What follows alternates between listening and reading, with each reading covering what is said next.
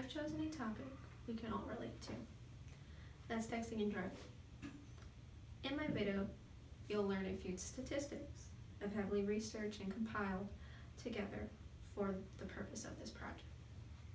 Please view this video and understand all of the factors that come with texting and driving. At the end of the video, please give your thoughts, questions, comments, or concerns. Thank you to everyone who takes the effort to watch this video the full way through.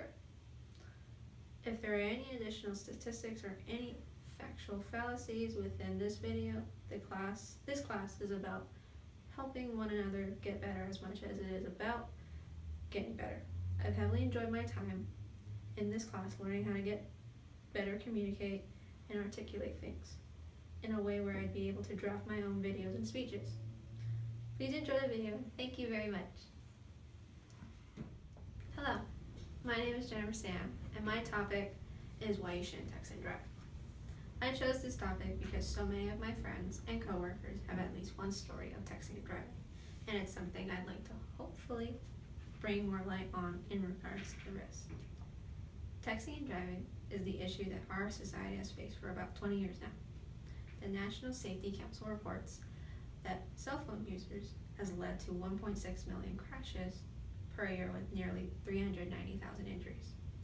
Remedies to this have been cars installing text-to-talk compatibility as well as higher security systems that contribute to faster braking. We are all tempted to answer the phone, whether it's a business text or a special text from that special someone, but at the end of the day, it could wait. There's no necessary requirements to take your eyes off of the wheel to answer a text. According to the U.S. Department of Transportation, a person is 23 times more likely to get into an accident other than drivers. Each year, 6,000 deaths are associated with texting and driving. Since then, companies like Verizon have implemented subscription-based services such as Cell Control, a subscription-based service that disables features for teen drivers while they're actively mobile in a vehicle. Parents would receive a text or an email if the app is deactivated or removed. NHTSA have been working closely with government and state councils to implement more streamlined policies for distracted drivers, such as harsher penalties and fines for drivers. The foundation of NHTSA's efforts on distracted driving and other risky driving behaviors, along with the partnership with the state, federal, and local police. The states determine law affecting distracted driving, but NHTSA's Secretary of Transportation, Elaine Chao, has provided federal investments in the local strategies that address the state's specific needs. During Distracted Driving Awareness Month in April, these concerns are addressed along with pairing with a national advertising campaign with a law enforcement crackdown called You Drive, You Text, You Pay.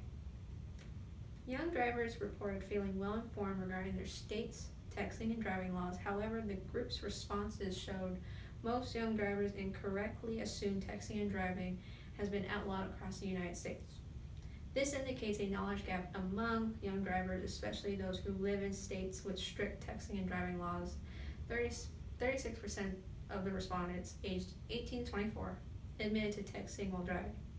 Of those who admitted to texting while driving, 51% said they were very or extremely familiar with their state's texting and driving laws.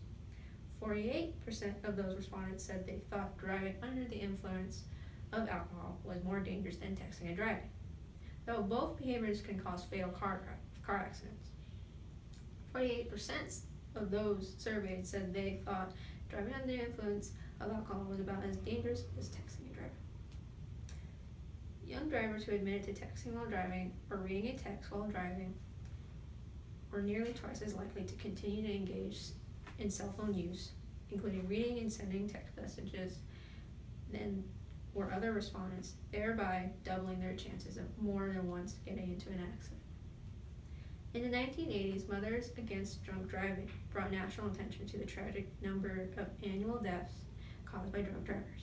More than 3 decades of successful campaigning have resulted in the number of drunk driving deaths being reduced by over half, down from roughly 25,000 in 1980 to 9,967 in 2014. According to the CDC, Centers for Disease Control and Prevention, while this is encouraging news, the goal has been now shifted to reducing the alarming number of accidents and deaths caused by the modern use of electronic devices while operating a motor vehicle. Along with these policies and intervention efforts, there's strong school focus on teaching students not to text and drive, and all due to the risks and factors they have to consider. If you are caught texting and driving, and you could be charged with a misdemeanor, punishable by up to a year in prison and a $50,000 fine. If someone is killed while you are texting and driving, at most you would be facing 20 years in prison and a fine up to $250,000.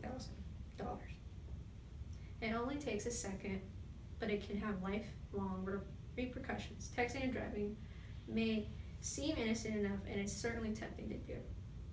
But every year, thousands of flawless drivers and passengers are killed due to the forgetfulness of other drivers. It's a form of distracting driving. Texting while driving causes the driver to take their focus from the road and onto their handheld device.